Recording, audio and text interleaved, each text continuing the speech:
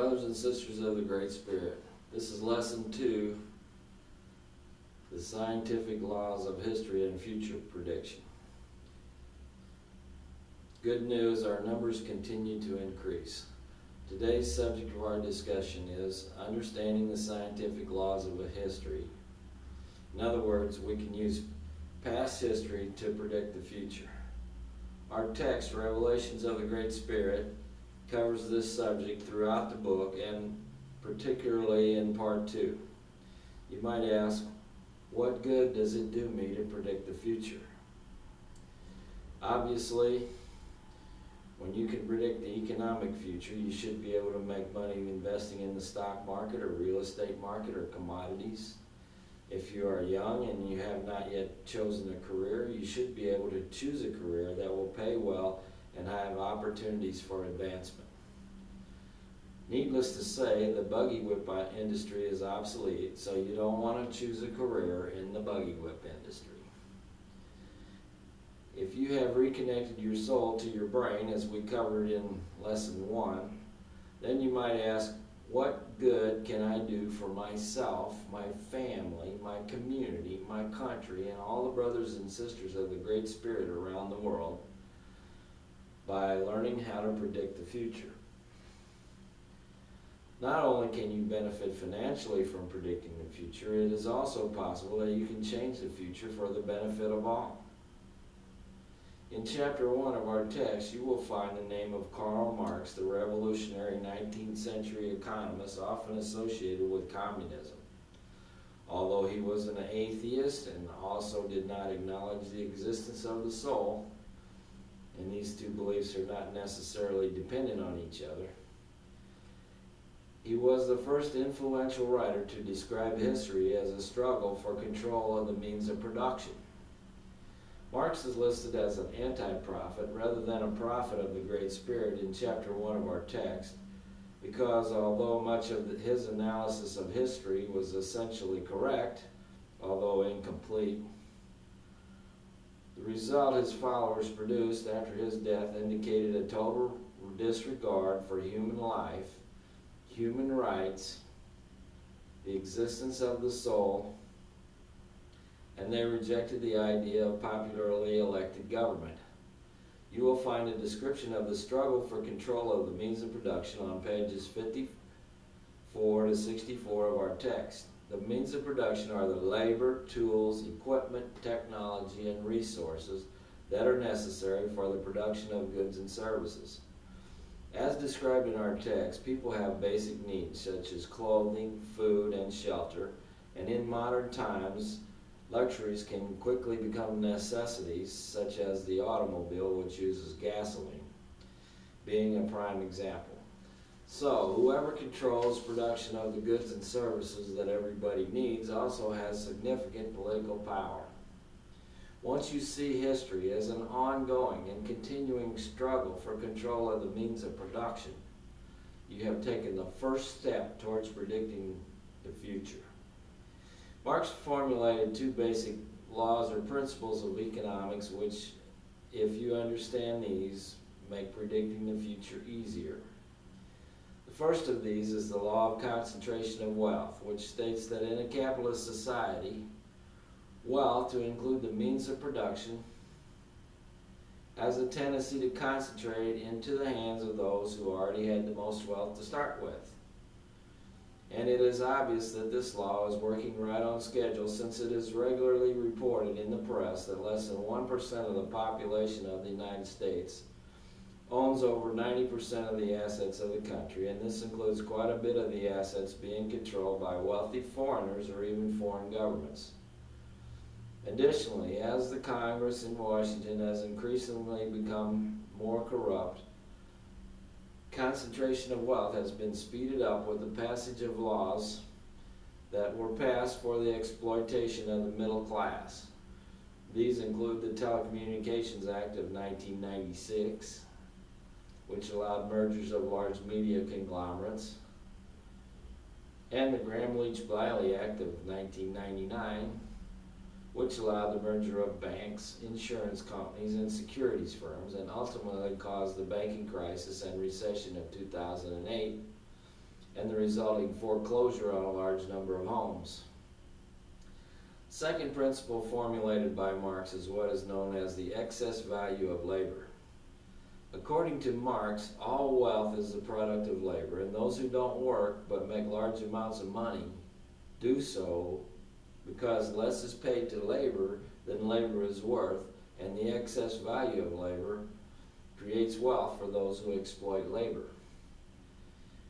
Now, it only makes sense that employers pay labor less than the value to the employer of the work they do. Otherwise, the employer would not have any incentive to hire labor.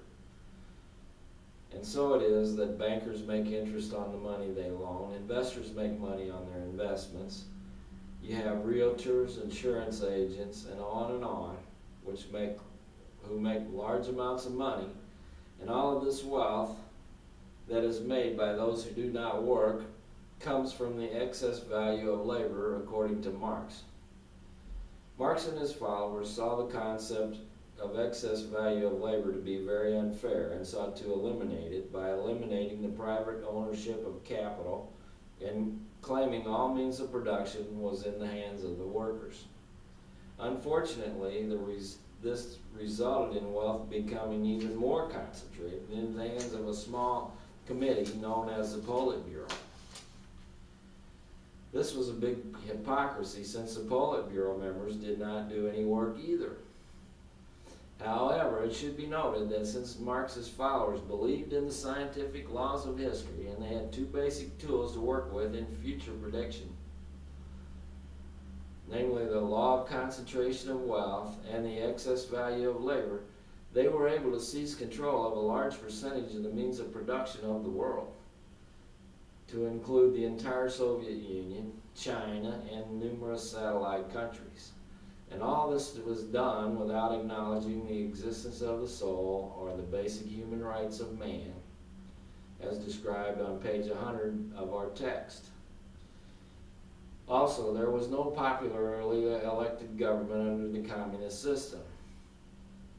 There has been a decline in the influence of communism, particularly since 1984, since it was then that the Great Spirit revealed a new law of economics, as described on page 54 to 64 of our text. And so it is that the brotherhood and sisterhood of the Great Spirit, by studying and learning the scientific laws of history and taking appropriate nonviolent action, can also guide the future of the world for the benefit of the entire human race, which is now one tribe, thanks to the internet. I want to describe for you some of the tools you can use to predict the future, and these are also described in our text.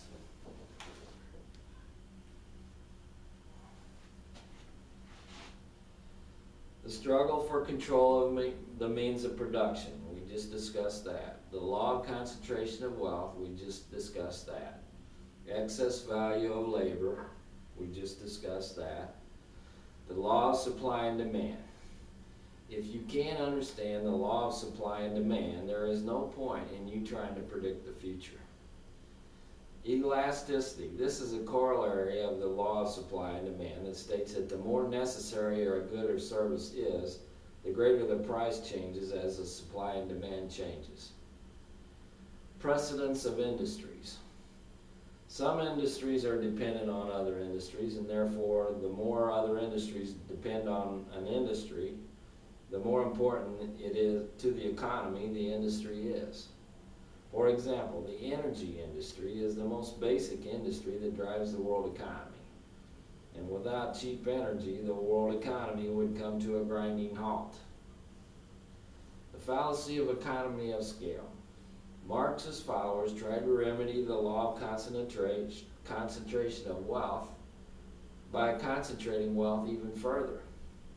And so the ultimate economy of scale was achieved, which was complete control of all means of production in the hands of a small committee. But our text explains that the best way to promote democracy, human rights, and move the economy forward all at the same time is to divide up control of the means of production into as many hands as possible, to include people owning as much of their own means of production as they can, so that they can produce their own necessities of life instead of big corporations providing it for them at the expense of their liberty. Also, any time a person owns voting stock in a corporation, the person is a part owner of this corporation, so if the right laws were on the books, which they are not now, control of the means of production could be spread out by diversifying the ownership of corporations, and this might include worker ownership of stock. Advance of technology. Technology is advancing, and the more it advances, the faster it advances, except when its advancement is retarded by those who control existing technology and resources. For example, outer space has an awesome potential for producing energy to supply the Earth's needs. But this technology will not be pursued as long as OPEC is supplying the world's energy needs and politicians take bribes. The U.S. government could conceivably get into the outer space energy business, use the profits to pay off the national debt, end everybody paying taxes, and start paying its citizens the way the Alaska state government does now with Alaska citizens, but OPEC and private investors will never let this happen. So, predicting just what technology will replace existing technology will give you the opportunity for investments and career planning to learn the technology of the future.